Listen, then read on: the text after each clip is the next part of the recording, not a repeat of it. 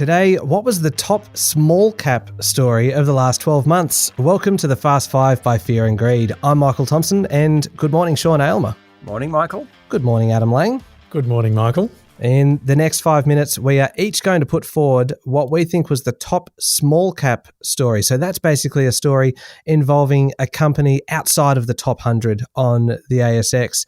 We are going to then decide whose story wins the top small cap of the last 12 months. I reckon I've got a good one, but you know what? Let's start with you this morning, Adam. What have you got? Okay, my top small cap story is the disaster that has been the fable of A2 Milk in the last 12 months. July 2020, share price was $19.83. July 2021, $5.86, and it's been trading around that price ever since. So this company, A2 Milk, was once worth $14 billion, is now worth $4.3 billion. Now, here's the reasons why. The previous head of Asia Pacific, Peter Nathan, managed to sell a huge chunk of shares during the high times and then exited shortly after a new CEO, David Bortolussi, was appointed. And a big part of the challenge was the international market for their baby formula, including the market of China, was going through export. And another part of it, a huge portion in the end, was also going through the informal market of travellers and expatriates going into supermarkets, buying up the formula and sending it home, the so-called Daigou market. Now, this got a bit disrupted because COVID hit, and these travellers and expatriates couldn't buy and send back to China in the same way. And as capitalism will do, when big profits are being made in one area, new competitors come into the mix. In short, A2 Milk got slammed because it got lucky. It took its eye off the market and got whacked by COVID and competition. That's a good one. Michael, can I just say, when it's sort of 5 minutes, is it fair that the first speaker, Adamski, gets almost half that time? No, Sean, I'm glad you actually mentioned that because, no, really it's not fair. So is it automatic disqualification? Yes. Go on. What's your... Okay, so it's between you and me today, Sean. Good. Well, it's a shame that the best story has already failed. But You've spoken enough, Adamski. Go on. The top small cap story for me is about a company that when it first listed on the ASX in December of 2020 was pegged as one to watch. It was an exciting growth stock, but 2021 was the year that Nui came unstuck in a spectacular way. First, a little bit of background. Nui is a tech company that develops data analytics and intelligence software.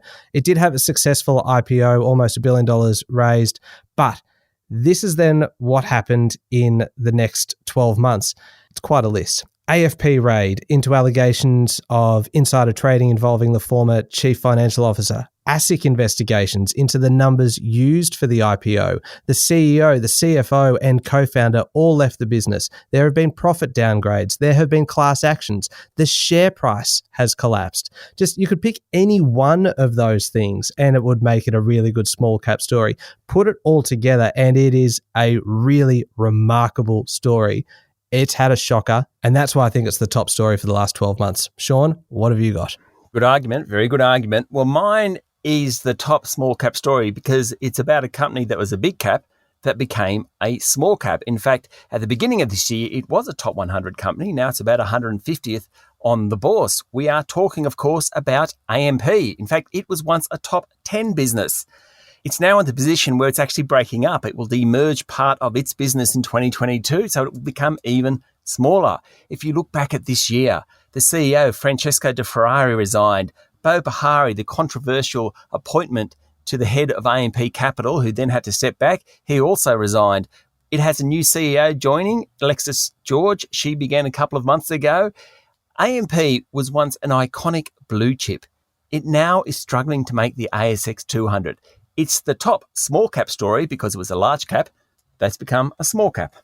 Because Adam has been disqualified, I'm going to decide the winner today. Fair enough. And AMP is the winner because that is a company that has 170 years of history. And for it to end up where it is now, that is a pretty spectacular downfall. So I think that's the winner. Adam, what do you reckon? Yeah, it's the winner. Adam, thank you very much. Thank you, Michael. Thank you, Sean. Thank you, Michael. That's it for today. Make sure you've hit follow or subscribe on the podcast so that you get the next episode automatically in your playlist.